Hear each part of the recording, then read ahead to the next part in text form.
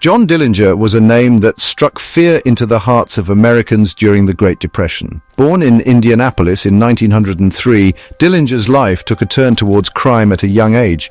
He was involved in petty theft and even served a stint in reform school. However, it was during the Depression that Dillinger's criminal career truly took off. Banks became his targets. With his gang, he terrorized banks across the Midwest, stealing thousands of dollars and capturing the attention of the nation.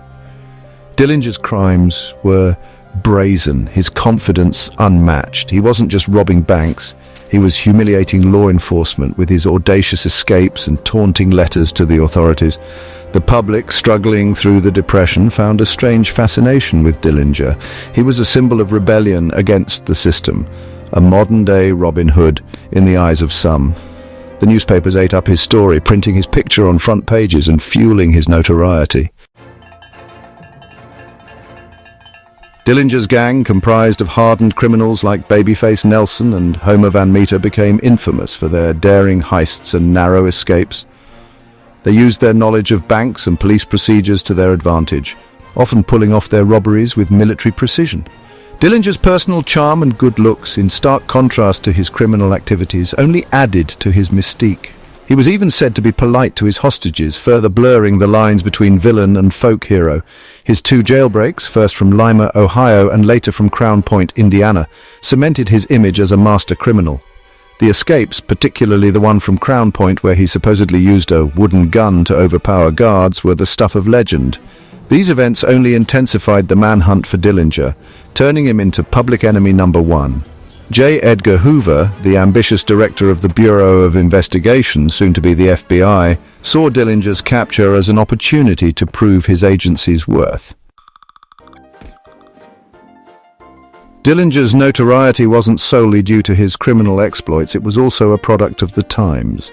The Great Depression had created a climate of desperation and resentment towards banks and the wealthy. Dillinger's brazen robberies, seen by some as a way of sticking it to the establishment, resonated with a public struggling to survive. He became a symbol of resistance, a folk hero for some, even though his actions were undeniably criminal. The media played a significant role in shaping Dillinger's legend. Newspapers romanticized his exploits, portraying him as a charming rogue rather than a dangerous criminal. Headlines screamed of his daring escapes and gun battles with police, further fueling the public's fascination. This attention, while unwanted by law enforcement, only added to Dillinger's mystique and made him a household name. The summer of 1934 marked the beginning of the end for John Dillinger. The net was closing in. J. Edgar Hoover had made capturing Dillinger a top priority, pouring resources into the manhunt and using the case to elevate the Bureau's profile. Dillinger, constantly on the run, became increasingly desperate. He even underwent plastic surgery to alter his appearance, but his days were numbered.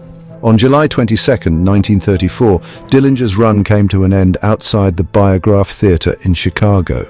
He had gone to see the gangster film Manhattan Melodrama with his girlfriend, Polly Hamilton, and another woman, Anna Sage, who would become infamous as the Woman in Red.